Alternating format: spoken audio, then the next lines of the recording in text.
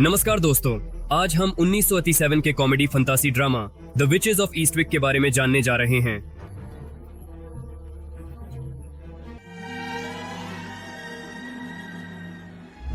Alexandra, सुकी और जेन तीन महिलाएं हैं जो केवल 1000 से अधिक लोगों के साथ एक छोटे से शहर में रहती हैं। एलेक्जेंड्रा एक विधवा और एक वयस्क बेटी की मां है। दक्षिण में एक मूर्तिकार के रूप में काम करती है, एक स्थानीय समाचार पत्र के लिए एक रिपोर्टर है और 6 बच्चों की मां है जिन्हें कुछ साल पहले अपने पति द्वारा छोड़ दिया गया था। जेन एक हाई स्कूल संगीत शिक्षक है जो हाल ही में एक उत्सव के दौरान तलाक का अनुभव कर रहा है। वे सभी किसी तरह से इसमें मौजूद हैं। एक उबाऊ व्यक्ति का भाषण इतना लंबा था कि केवल भारी बारिश ही उसके भाषण को बाधित कर सकती थी। शाम को कई वर्षों की दोस्ती से एकजुट महिलाएं हर गुरुवार को शराब पीने के लिए मिलती हैं। वे इसे एक साथ बिताते हैं, दैनिक दिनचर्या और हलचल से ब्रेक लेते हैं। वॉल्टर के भाषण पर चर्चा करते हुए उन्होंने पाया कि वे एक ही चीज चाहते हैं और ऐसा हुआ। सिल्की ने सोचा कि यह कोई दुर्घटना नहीं थी, लेकिन दोस्तों को अलौकिक शक्तियों के अस्तित्व में विश्वास नहीं था। कुछ मार्टिनी पीने के बाद महिलाएं एक आदर्श आदमी का सपना देखती हैं और उनकी उपस्थिति, चरित्र विशेषताओं और अन्य विवरणों का वर्णन करती हैं जो उनके लिए महत्वपूर्ण हैं।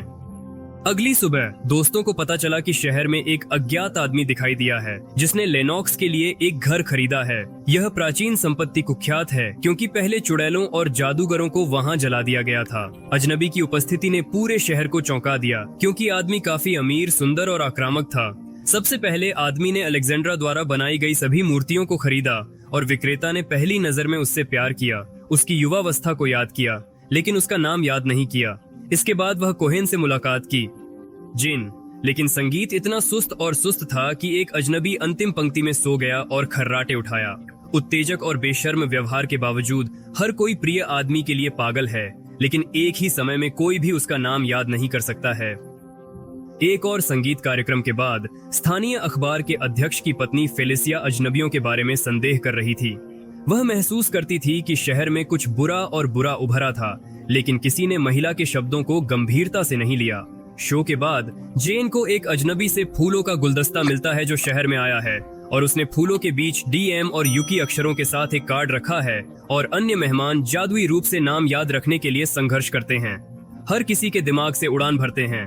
किसी बिंदु पर हॉल में उसका नाम डेरिल वॉन हॉर्न था। रिपोर्टर के मोती हार फर्श पर बिखरे हुए थे और फेलिसिया फिसल गई, सीढ़ियों से गिर गई और अपना पैर तोड़ दिया। अस्पताल पहुंचने पर वह शैतान के बारे में बात करना जारी रखती है जो उनके शहर में बस गया था, लेकिन किसी ने महिला के शब्दों को चोट के परिणाम के रूप में स्वीकार नहीं किया। एलेक्जेंड्रा ने व्यक्तिगत रूप से डेरिल से मिलने और उसके घर जाने का फैसला किया। दोपहर के भोजन के दौरान पुरुष बहुत खुले और मजबूर लग रहे थे। उसके बारे में चुटकुले बहुत नीरस और अश्लील हैं। दोपहर के भोजन के बाद दंपति ने घर का निरीक्षण किया और उपहार दिए। महिला को सुबह तक अपने बेडरूम में रहने के लिए आमंत्रित किया।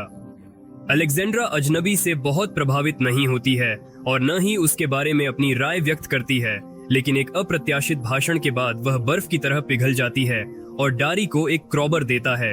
अगली रात आदमी ने स्कूल के संगीत शिक्षक के साथ बातचीत करने के लिए जेन का दौरा किया और उसे शानदार वायलिन बजाना दिखाया। डेरिल ने जेन को मुक्त किया, उसके पैर फैलाए, जहां एक सेलो डाला और एक वाद्य यंत्र बजाया। महिला अपने भीतर जुनून और लौ को प्रज्वलित करती है, फिर आदमी पर कूद जाती है और उसे एक यादगार रात देती है। अगली सुबह युकी और एलेक्जेंड्रा डेरिल के घर जाते हैं और आदमी और उसके साथ बिताई गई रात पर चर्चा करते हैं। एलेक्जेंड्रा को लगता है कि यह उसके जीवन का सबसे अच्छा अंतरंगता है और वह और युकी सिर्फ उसकी सूची में अगले होने का सपना देखते हैं। आने पर वे जेन से मिलते हैं, जिससे दोस्तों के बीच ईर्ष्या और प्रतिस्पर्धा पैदा होती है। महिलाओं को टेनिस खेलने के लिए 4 को आमंत्रित करने के बाद डेरिल ने अपना सारा ध्यान युकी पर केंद्रित किया, जो पत्रकारों से बात करने के लिए तैयार था, लेकिन याद दिलाया कि यह बहुत व्यक्तिगत और अंतरंग था, इसलिए यह महत्वपूर्ण था कि वे अकेले रहें। खेल के दौरान महिलाएं खुले तौर पर एक दूसरे से नाराज हो जाती हैं, लेकिन जल्द ही अद्भुत अवसरों पर ध्यान देती हैं जो पहले संयोग माना जाता था। शाम को दोस्तों ने प्रतिस्पर्धा बंद की और महसूस किया कि वे डेरिल लिन के लिए समान रूप से महत्वपूर्ण थे। युकी को बहकाकर पूल में क्या चाहता है, डेरिल के साथ महिला जीवन का आनंद लेती है और खुद को छिपी संभावनाओं की खोज करती है।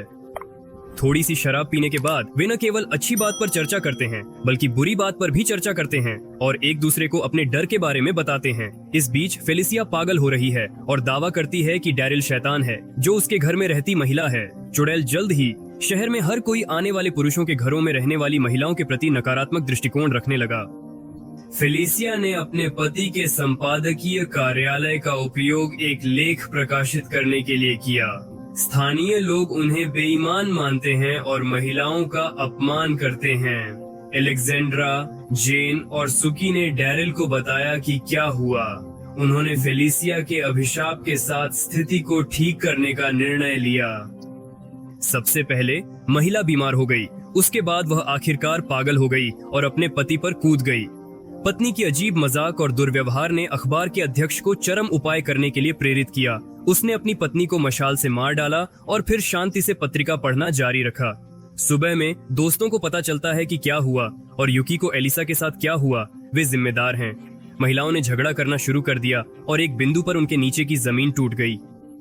दोस्त समझते हैं कि डैरिल हर चीज के लिए जिम्मेदार है और आदमी को अनदेखा करने का फैसला करता है।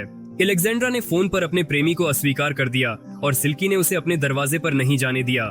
जेन ने भी दरवाजा नहीं खोला, लेकिन वह अस्वस्थ होने के कारण अस्पताल गया। महिला ने जांच करने का फैसला किया और पता चला कि वह गर्भवती थी।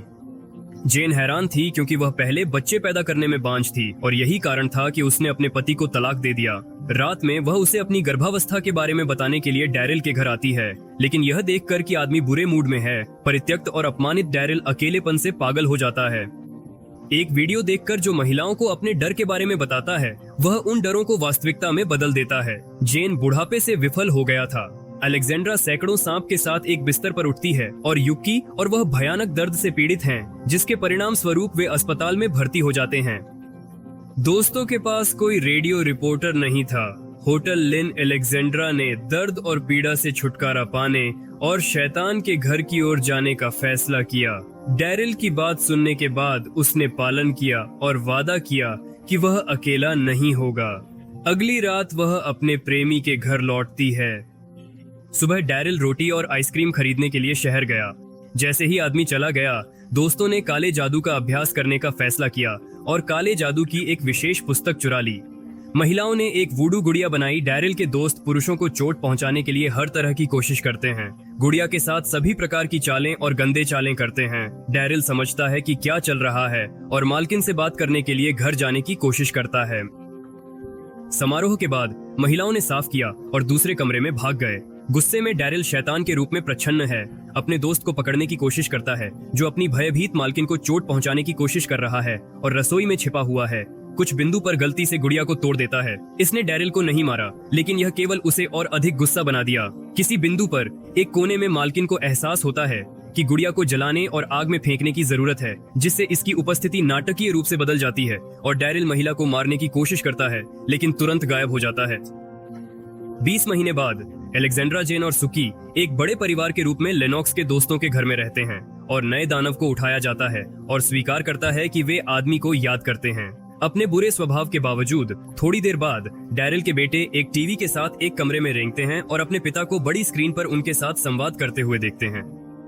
यह देखकर महिलाएं अपने प्रेमी पर मुस्कुराती हैं, टीवी बंद करती हैं और अपने बच्चे को पिता से बचाती हैं। फिल्म यहीं खत्म हो गई।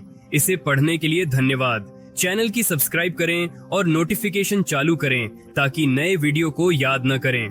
कमेंट में लाइक करें और फिल्म के बारे में अपनी राय लिखें। अलविदा अलविदा।